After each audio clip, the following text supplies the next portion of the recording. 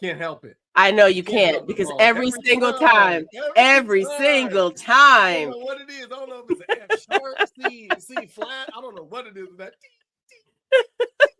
every single time. How you doing, Solo? I'm good. How are you? I'm doing really good. It's been a really good week. I'm energized. I'm excited for this conversation we're gonna have tonight. So yeah, I'm doing pretty good. And for all you all out there, welcome to Keeping You Wise by Keeping It Real, where we bring authentic and real conversations to fuel the soul that you can share with others. And today is our 19th episode. Is it? It is. It is our 19th episode, and we're going to be talking about the conference that sparked a movement here in Iowa, and it's what our communities need now and will need in the future. For those who don't know, my name is Paula Bell. I am one of the co-hosts, and I am joined by my other co-host, Solo, also known as Chris Solomon. But before we jump into this topic for the month, I have to give a couple of disclaimers. We are not therapists. Nope. And we do not offer any medical advice. We are not trained, qualified, or able to diagnose or treat any form of mental illness or disorder. Some of the topics we have might be triggering, so if you need to step away, we understand that. The purpose of this podcast is to have real and authentic conversations that provides wisdom to all. So please interact with us via chat. We would love to hear your comments. And if you have questions, post them in the chat, as we might actually be able to answer them live. Mm-hmm. Also, make sure to subscribe to our channels. You'll hear more about that at the end.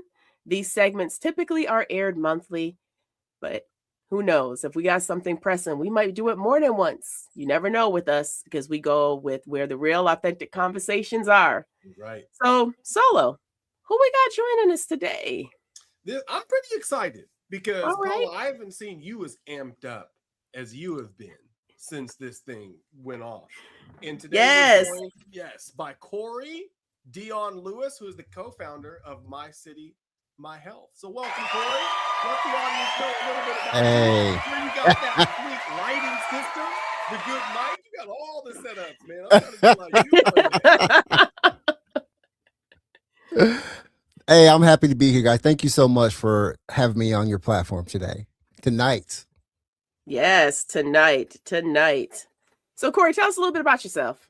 Yeah, so I'm Corey Dion-Lewis. I'm I'm a father. I'm a husband, man of faith. I'm a public health strategist, media creator, and the co-founder of My City, My Health, and the founder of the Healthy Project. So, all in all, my work intersects between prevention, culture, and community, and I focus on making health equity practical and human. So, and I host the Healthy Project podcast, and I produce short form content that I try to translate public health into stories that people can recognize.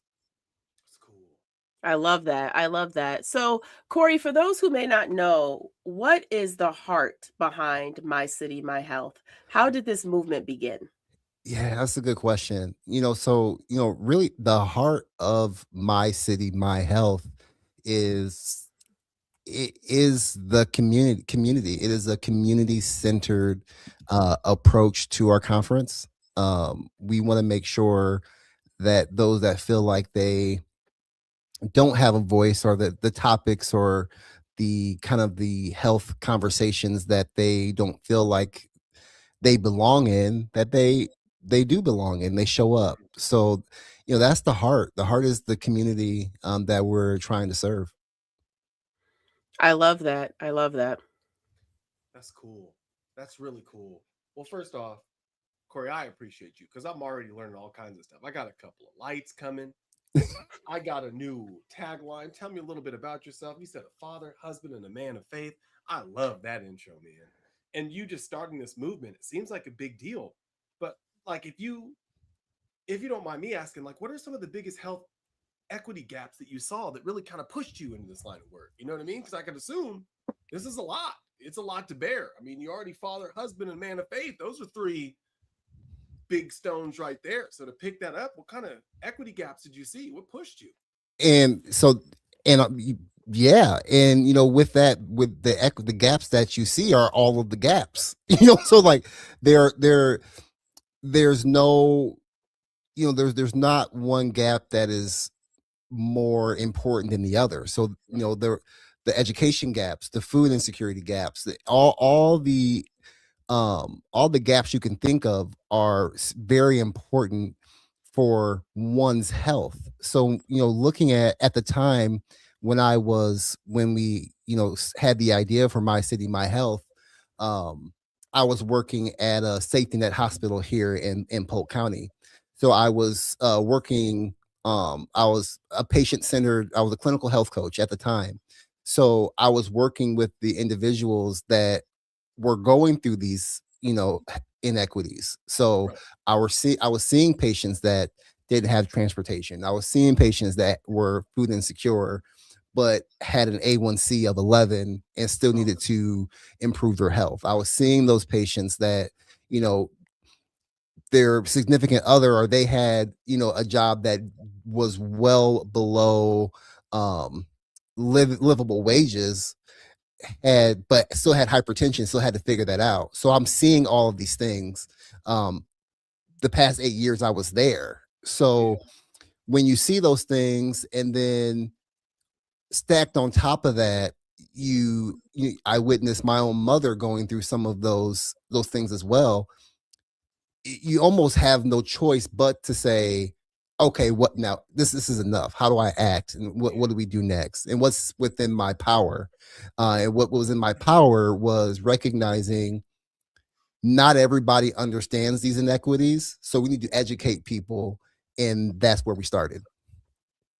So, it's interesting you bring that up, because I'm going to bring something up to the stage here, where we're talking about some of the health equity gaps in Iowa, and also just some equity gaps at all. And so, Corey, when you look at this data that's showing up on the screen right now, what resonates with you? What do you see, or as you've been doing this work for My City My Health, what are those things that you want to point out as far as health equity gaps? And again, these health equity gaps are in the state of Iowa, so this isn't nationwide. So I just want to be really clear about that as well. Yeah, the one thing that stands out to me right now are the cancer disparities in Black Iowans. And right now, My City, My Health, we have an initiative. It's called Save the Homies. It is a prostate cancer awareness initiative. For those that are listening, you can go to savethehomies.com. You can learn a little bit more about what we're doing there. But prostate cancer is the second leading cause of cancer in the state of Iowa. That's one. Really? Two, men of color are 2 times more likely to die from prostate cancer than our white counterparts. And there are many reasons for that. Some of them are not educated on what to do, not having a primary care provider, not having access. There are so many different levels to why. So many different levels. So and it's a big deal, especially when we're thinking about prostate cancer, and it's something that is very preventable. It's just making sure you're getting to it at the right time, which is, who knows what the right time is. But I can tell you right now, elective things that you want to go in and say, you know what, dog, while I'm here, let's just, exactly. There's a lot of stigma behind it, right? Solo, like not everybody wants to talk about it, right? But when there's a reason why they say Black men need to go in earlier than our white counterparts, because we are dying from this, and it is a real thing in our community. So when I look at this, nothing really shocks me. Unfortunately, nothing really shocks me. Looking at this data here, which is very, very great information to have, but those cancer disparities is something that I'm really focused on right now. It shocks me, Corey. It shocks me. It shocks me that life expectancy for Black Iowans is 5 years less than white Iowans. It shocks me that there's that much cancer that's killing Black Iowans. That shocks me. That's scary.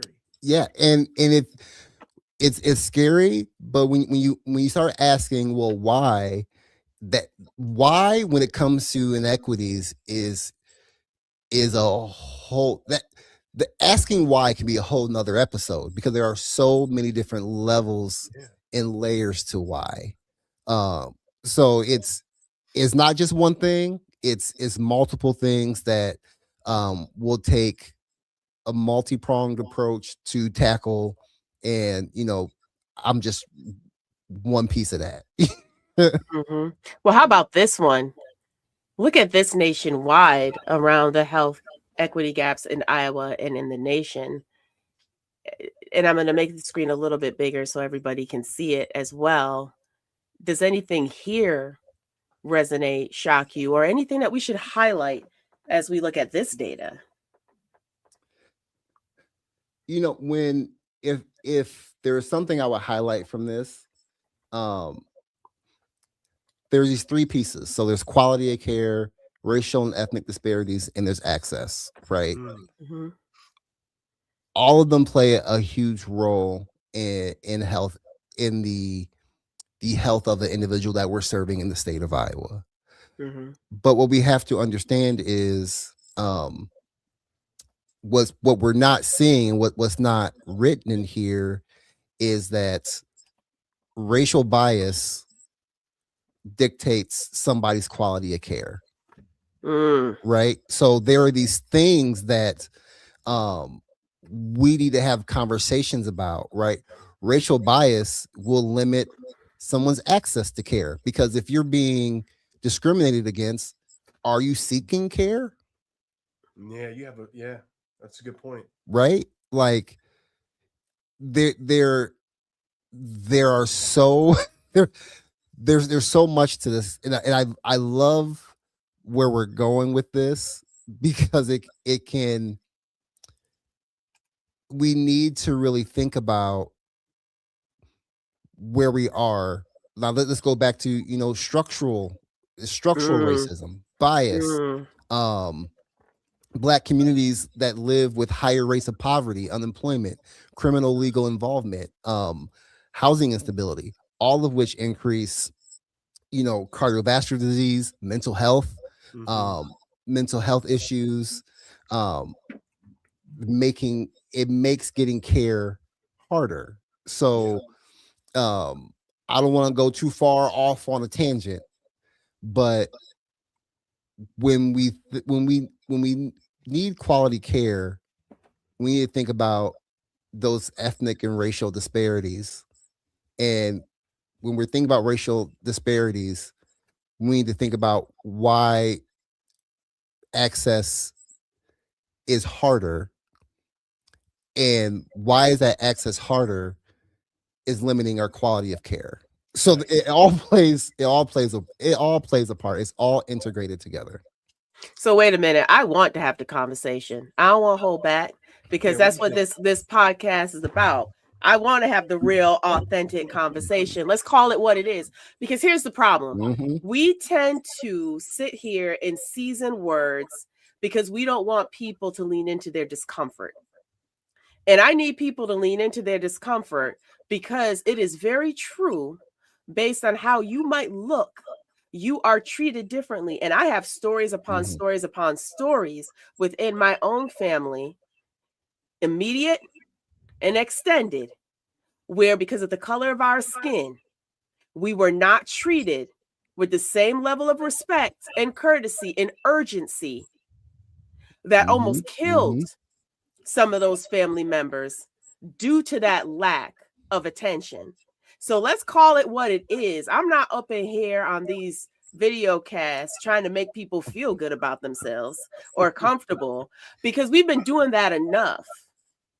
And just because it's not somebody else's reality doesn't mean it doesn't exist. Let's even talk about how our veterans get treated.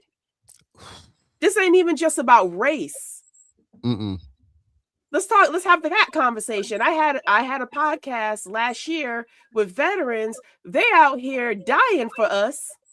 That's true. Putting their life on the line, and we're not treating them right with equity. Make it make sense. It can't, because the math ain't mathing. Math is not mathing. So let's have the conversation. One of the things I've just noticed in general is I feel like they don't make doctors like they used to. Is it just me?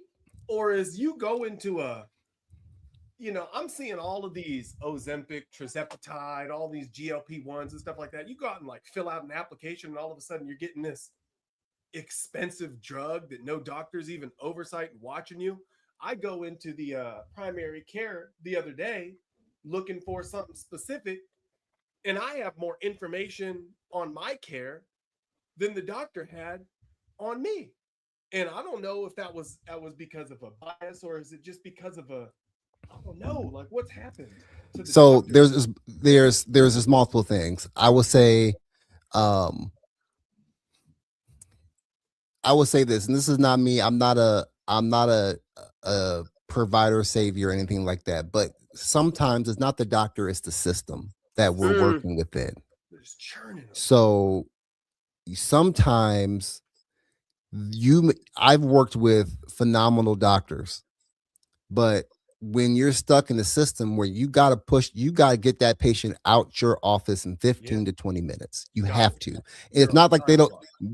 If we were living in an ideal world where the provider could spend 40 minutes to an hour with the patient to understand what's going on, we would live it. That I'm sure a lot of doctors would appreciate that and do that willingly. Unfortunately, we don't live.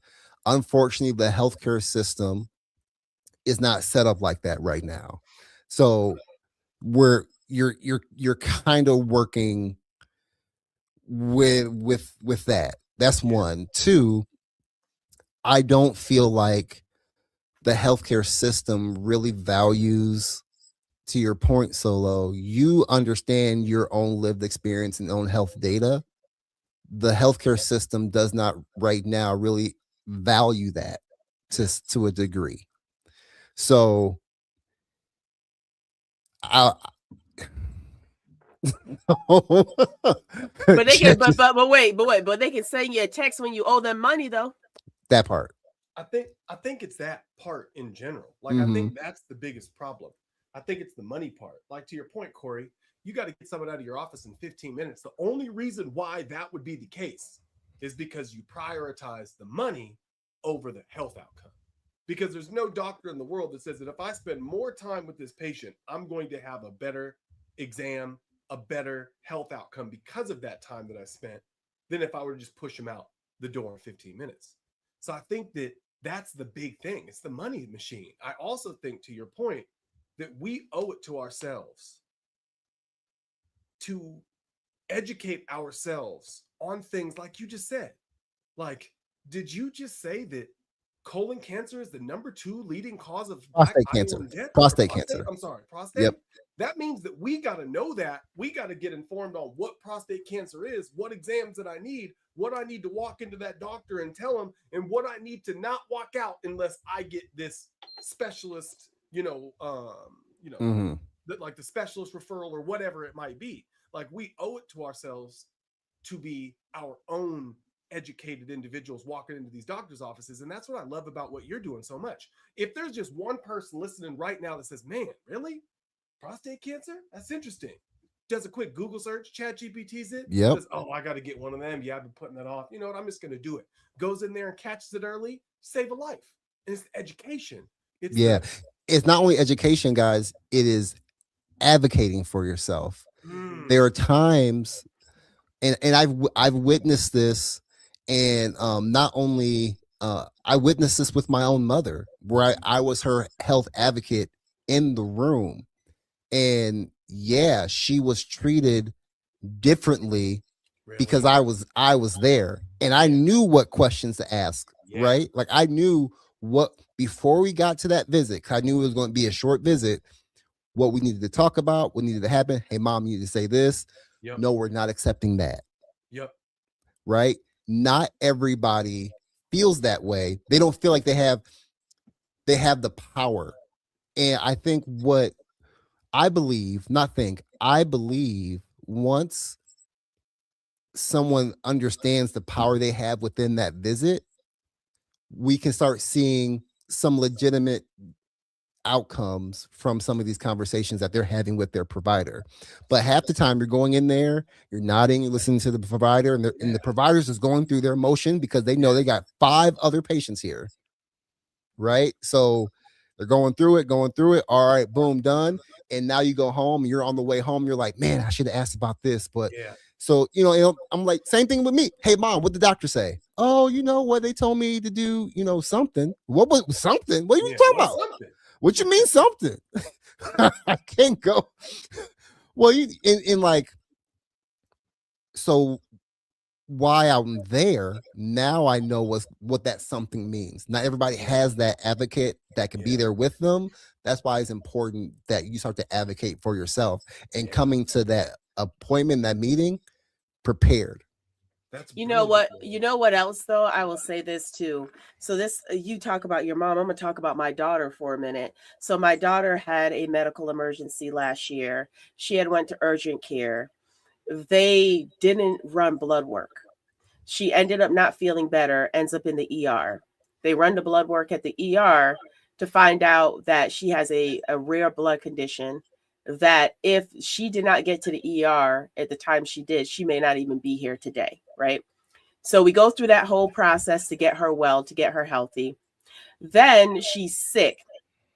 And she asked me just a couple months ago, she asked me to go with her to urgent care because she actually couldn't even drive herself to urgent care.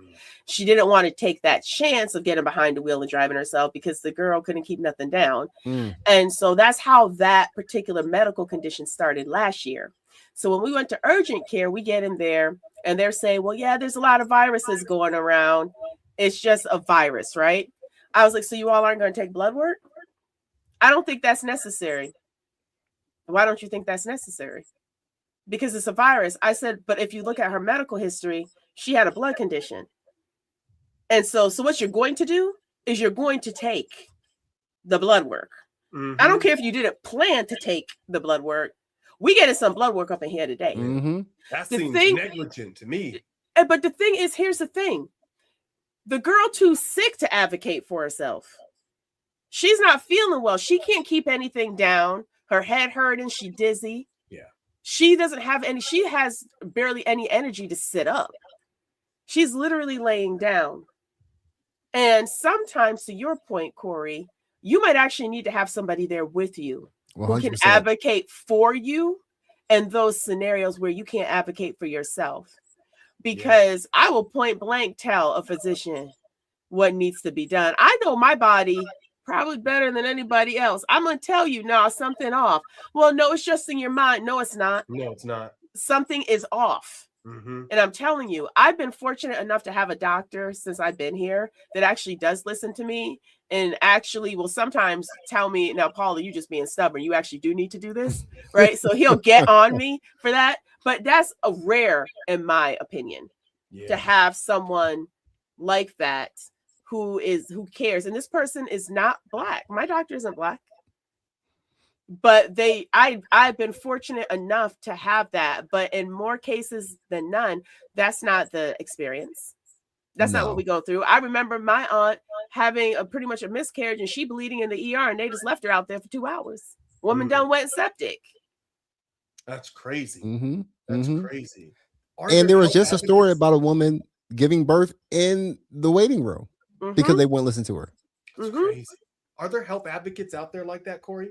Like, are there people that you can call and say, hey, I know that you're not a medical professional, but I know that you're really good in that waiting room. I know that you're really good in that office when I'm sitting up there on that weird paper step that they put on the thing for everybody, the name blocking no germs. Are there people out there that are, I'm a professional, I will come in with you and I'll make sure that we ask the right questions and that you're set up for success when you can't advocate for yourself, like say Paula's daughter when she's hallucinating because she's so out of it. Yeah. And I want to say off the top of my head, Solo, I can't think of the name, but I want to say there is an organization that would be a patient advocate. I feel like I've heard, I can't think of it. I will send you guys the link if I think about it. But it doesn't have to be, and that's the great thing about having an advocate. They don't have to be a healthcare professional. They don't have. Yeah. It can be your mama. It can like in Paula's experience. You're right. You know what I mean. All it has to be is somebody that can ask the questions on your behalf. Yeah. Or be there to help you or help support you as you ask the questions. Yeah. So you don't feel like you're getting the runaround, right? So anybody can be that advocate. I feel like it's a courage thing, right, Paula? You love your daughter so much that you had courage. I don't care if you have all these degrees and all of this experience. I am not leaving this room until I know that you've done everything that you can do, because this isn't just a job for me. This isn't just, I'm going to go home and I'm going to tell my significant other about this, this person who was all upset in the waiting room. This is my loved one. This is my daughter. This is myself. And I need you to do X, Y, and Z, or I'm not leaving. And if you don't do X, Y, or Z, unfortunately, I'm going to go to another doctor. And if X, Y, and Z comes up with, I almost died, then I'm holding you accountable. So if you want to be held accountable for something that could be, may not be, you don't think that it's necessary, that's fine. But I need X, Y, and Z done, or you could be in a position where, your license is in jeopardy. And I feel like when people hear that, the back start going up straight. Okay, let's run some labs and let's pull a little blood and let's do a little the X, Y, and Z, because Corey, I have noticed when you ask the right questions, the doctor completely changes. She all of a sudden slows down. Whoa, okay, well, you know what you're talking about. Were you in medicine? Are you doing this? No, I'm just educated. I just chat GPT'd it before I got here. Got the top 6 questions I need to ask you. But they act a little differently when you come in there educated, as opposed to just yes, whatever you tell me. And you know what? There's a way of telling a patient why they don't need something.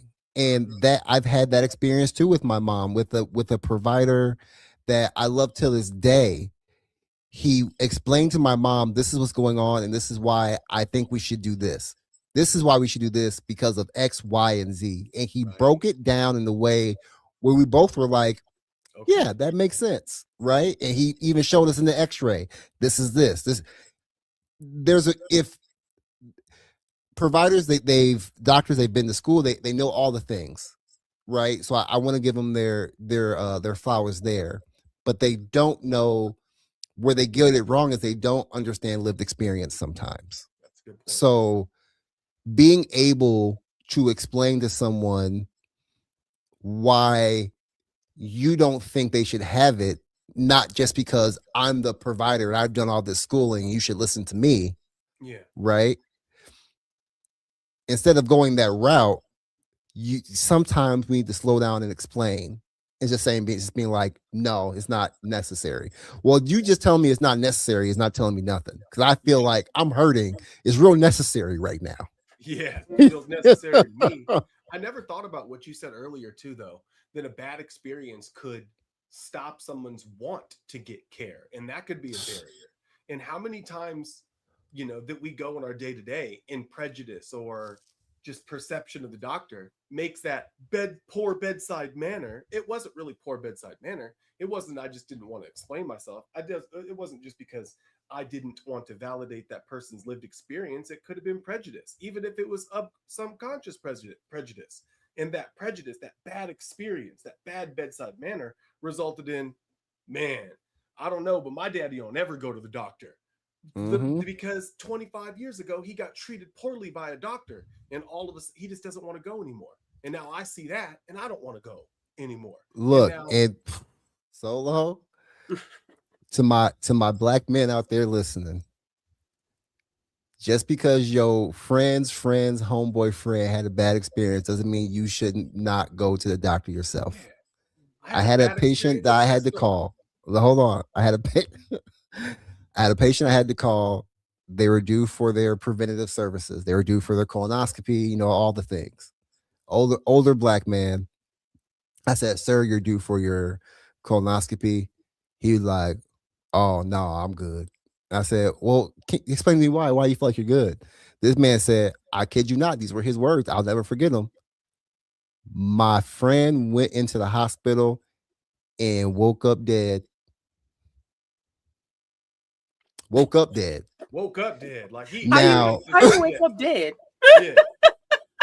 You woke up dead. How He you just wake went up back to dead? sleep and never I woke up didn't again. correct him. Yeah. I'm just like, hey, this is why I think you're what you're due for. This is why it's important. I'm sorry about your friend that he woke up dead. but and he was adamant. Oh, I ain't going to the hospital. Everybody I know go to the hospital, wake up dead. And I'm like, all right, cool. But we have to. I understand that both things can be right. Yes, someone that you love or know going to the hospital and dying, that can trigger like, oh, I don't know if I want to. Like it can trigger some of that. Yeah. But we have to understand that we're all individual. You still need these services. I don't know that man who passed away, his experience. Maybe he did the same thing. He pushed off preventative services for so long that it was too late, right? I don't know. But we have to, as men of color, take control of our health and not be so fearful of what we're going to learn. Yeah. I that's so good. And not even just physical health too, right? Like I'm sure that you experience the mental health just as much, if not even more powerfully than the resistance to physical health. Oh, I'm all right. I'll be okay. It's like, are you really though? Are you really? Like, could you go for talking to somebody, a professional, about whatever is keeping you from these appointments or keeping you from doing X, Y, or Z? Because I know just in my life, I'm pretty resistant to speaking with the counselor. And I know it'd probably be one of the best things. I know I got some childhood trauma, but I don't want to dig it up. You know what I mean? It's like, oh, I probably should get my prostate exam. I probably should get my colonoscopy.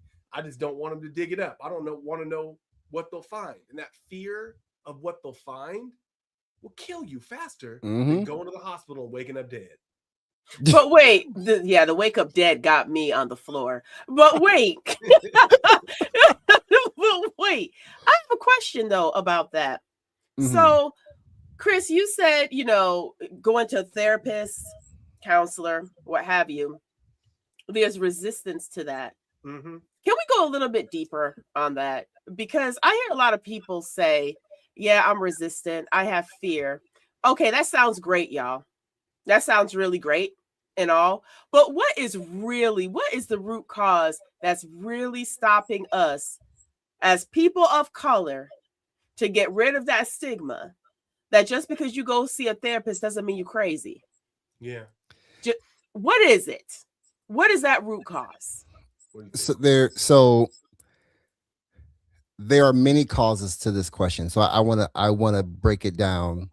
So the reason, and there's some research to back some of this up as well. So there's some reasons why people of color or Black people are so resistant to, not even resistant to, but they're just not seeking mental health services as much as others. One, to go back to what you said earlier, Solo, mental health and physical health are like Batman and Robin, peanut butter and jelly, Stockton Malone, like they go hand in hand. So there's not this or that. It's mental health and physical health. It all works together.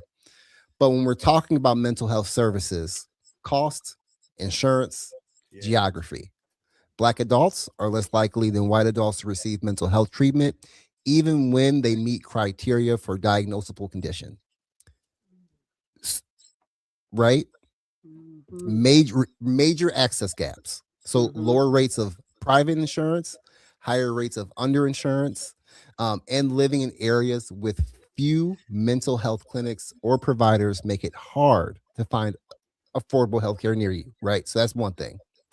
So the stigma, and there's cultural expectations. So Black families and churches, when it comes to Black families and churches, mental illness is still in 2025 going into 2026 seen as a personal weakness. Right? It is something, it's almost like stay out my business type of energy. Right? Like that stays in the family. You handle it with prayer. I'd say the story all the time. when I was talking to my mom, and I didn't really say any, I didn't really say I was sad, but I was like I wasn't feeling right, blah, blah, blah. And she goes, "You talk to Pastor?" First words out of her mouth, Mm-hmm. right? Now Pastor happens to be my Uncle Sammy and a pastor and my mentor in a way, and one of my mentors. But the fact, even if he wasn't my family, she still would have said, "You talk to Pastor, Mm-hmm. right? What did Pastor say?" First thing. So because of that stigma, there often is a delay in care until there is a crisis, right? Mm-hmm. So, and studies show only about 1 in 3 Black adults with mental health concerns receive appropriate treatment. 1 in 3. So then there's a lack of cultural competent providers. Not every community can have a Kayla Bell Consolver and a Breanne Ward and all the culturally competent providers we have here in Des Moines. And even with all the ones I can name, it still ain't enough. That part.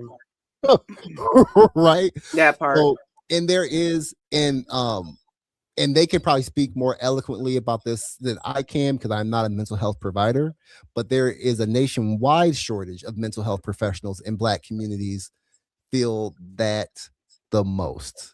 So there are so many reasons why we're not getting those services. I am privileged to be able to say, hey, I have access to that, and it's worked wonders for me. And I talk openly about it. I do on I have a podcast called Coffee Can't Fix Everything, where I talk about mental health over a cup of coffee. And I talk about, going to therapy for the first time at the big age of 40, 41 when I first started, right? And having some of those fears to begin with, like, oh, I don't need it, right? I'll just go hang out with the homies. Ain't nothing wrong with me.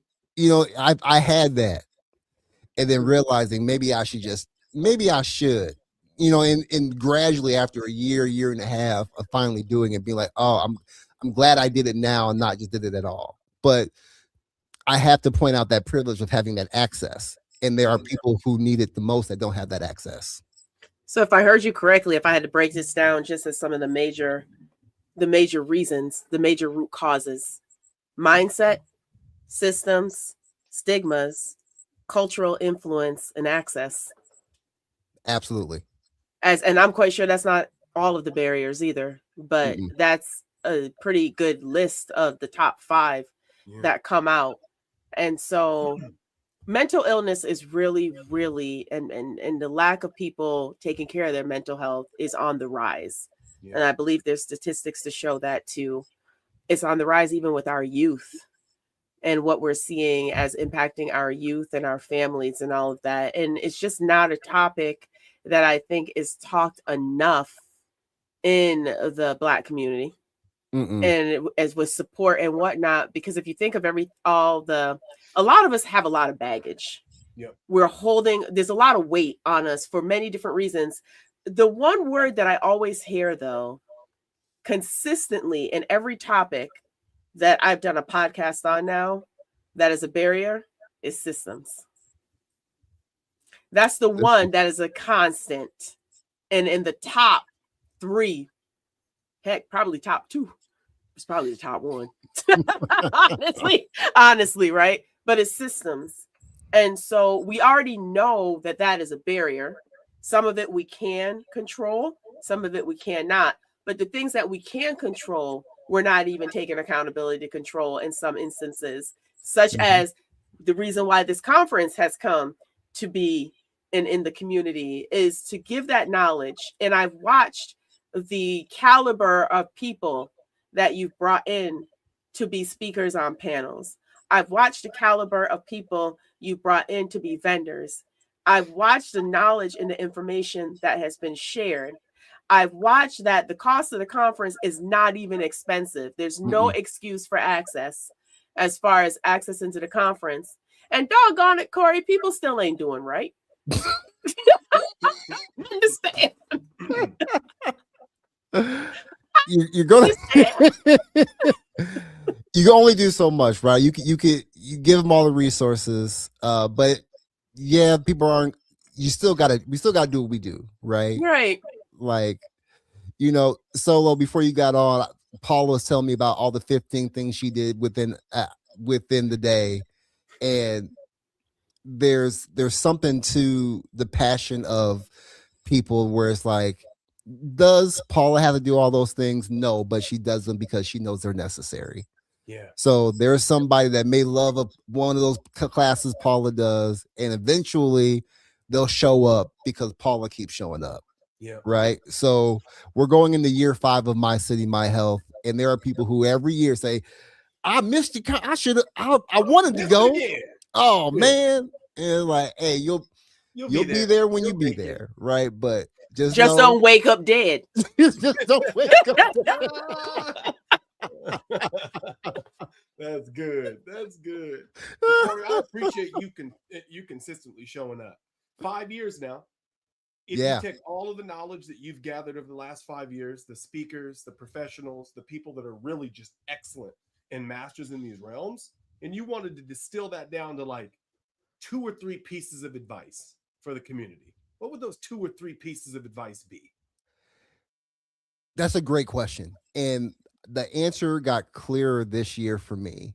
And it got clearer because of one panel we had this year. It was our civic engagement panel. And throughout our meetings, talk before the conference, we would have meetings, talk about, okay, what are we going to talk about? What do you want to talk about? What's this going to mold into? What do we want to do? It made it very clear to me that everything we've done the past, since 22, our first conference, advocacy is if you want to see something move, you have to advocate for it. You have to be loud. And I think when people hear advocacy, or at least I know I can just speak for myself, when I start really understanding, or before I really knew what it meant to be an advocate, I can call myself confidently now, a health equity advocate. Before I knew what that meant, it made me nervous because it felt like I had to do something so big. Yeah. And what this panel made me understand is when we're trying to advocate for better healthcare systems, better whatever, it can really start with helping your neighbor. It can really start by going to the library. It can start by going to a school board meeting. There are little things we can do to get the ball moving and rolling, right? We're all busy people. We all have crazy lives. And to think that we're going to save the world is unrealistic, but you can save your world, right? I can do what's best for my small community right now, and that was doing a health equity conference, right? For me and Larry Twitty, that was doing a health equity conference. That was the role that we planned. We wanted to highlight the people in our community doing great work. We wanted to spark these conversations. We wanted to spark ideas and networking and connection. So 2 people who didn't know each other can go and do something great. That was where we started at. And honestly, Corey, that's not where you started at. Now that I'm sitting here listening to you, you started in that doctor's office with your mom, advocating for her to make sure she was okay. Word. And realizing that, hey, more people need this, and probably found a person that had like-minded ideals and said, let's start something. So that little small act grew and grew and grew. And now you just helping your community, it's big. Like for me, as an outsider looking in, that's big advocacy. But it started with you just advocating for your mom because you loved her and you cared, and then teaching others how to do it. I appreciate that, man. Yeah, I appreciate you, man. Thank you for that. But that's what I learned, man. What are you passionate about right now, and how can you advocate for whatever it is? And to your point, who can come along with you, right? Like, who can come along with you?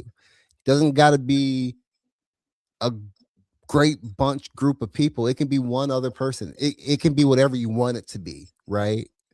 But those small things, those small efforts turn into big change. But we got to be patient too. So that's the other thing I learned, right? Like with advocacy, you have to have patience, because as you know, someone who wants social impact yesterday, you got to understand the systems that we're trying to change aren't going to just say, okay, we'll do it. we'll change. Okay, you got me. No, it's gonna take some fight. These ain't jet skis, they're oil tankers. It takes a while for that bad boy to turn. Yeah. You can't just be turning on a dime on these. Yeah, I 100% agree. And every year, the way you advocate changes, right? Because this year you even did the community podcast. Yeah. And I was very honored and humbled to be the host of that. I had a blast. It was fun. It was a ton of fun, just sitting down, listening to the stories. I remember one individual, I believe she is associated with an organization that focuses on heart health, but it's because of a situation with her own son that she has, that she's experienced. And to have that conversation with her, and for her to actually be transparent and vulnerable, to share that story, knowing that it was either that morning or that week that they had gotten news that wasn't the greatest of news, that they were now going through or about to go through, and to still see her show up and to still advocate for how important it is to take care of your heart. And it was just amazing to have that piece of the conference expand in a way. That episode goes live on Monday, so y'all check that out on Monday. Oh, does it? I want to hear, because I actually want to touch base with her and see how her son's doing. Because that was the second interview, so that's all ready to go. Nice. Yeah, those were so much fun. I can't even remember how many we did. Working with your son was comedy as well. He was comedy behind. He had us on lock with that doggone video and camera. Y'all ready? That sounds like him. He was so cool, calm, and collected with it. You've done so much with the conference, and to see the support, y'all, the genuine support, is amazing. I want to thank you for your advocacy, Corey. This is really good advice, man. Advocate, because that's the only thing. That's the only way change happens. I want to just thank you, Paula. You advocated for me. Like, I wouldn't be here without your advocacy. But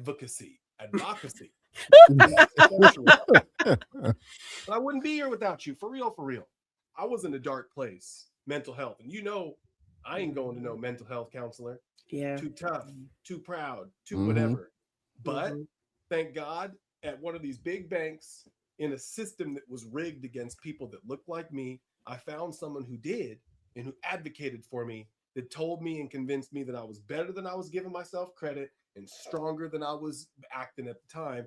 And I have built a life around that advocacy. And I'm not saying you're the only one that pulled me out of the darkness, but you're a big reason why I'm here. So that advocacy, even just starting small in a mentorship, starting small into, saying, giving someone the courage to go to the doctor, or giving someone the courage to speak up for themselves, or giving someone the, just faith in their own somebodiness that they could make it through whatever they're going through. Absolutely. Those small steps are what change the world, and they grow into these big things. And before you know it, you'll be having a My City, My Health conference and saving probably thousands, if not tens of thousands of lives. Like my absolutely. And with that advocacy, there needs to be a lot of honesty too. So one of the things, Chris, I remember when we were having conversations is I point blank told you, because of where I was in the organization and leadership, I said, Doc, they are actually plotting for your downfall. Yeah, you ain't gonna. So you need to move. Get out of there.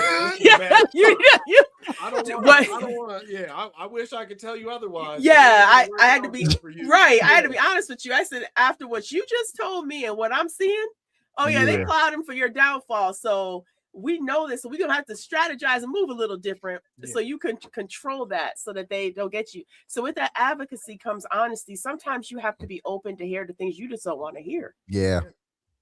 Right. And so go get your tests done. You know, my doctor be on me for my mammogram. He's like, have you gotten it yet? What you waiting for? Okay, let me go ahead and just schedule that now. Mm-hmm. He'll just schedule it. Excited for that, Paula. What do you mean? Hey, hold on. Let me put you on the schedule right now. Hold on.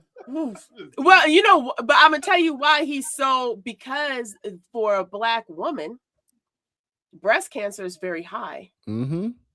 And I'm at that age now where they actually lowered the age to when you should actually start getting your mammograms.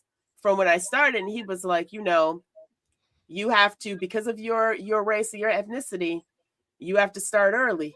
Mm-hmm. He said, I just prefer it that you start early. And I mean, again, you need to have those doctors that will tell you like it is. Yeah, he's got to tell you like it is. And then he's like, there's no reason why you haven't scheduled this yet. So let's just go ahead and schedule it right now and just get it done. I have my calendar up.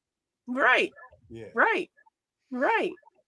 So Corey, before we wrap up, is there any last closing thoughts, anything you would like to say? And also let people know how they can stay connected with you and how they can find out more about the Healthy Project, about Save the Homies, about all of that good stuff you're doing. Yeah. So first I want to thank you guys for having me on your podcast.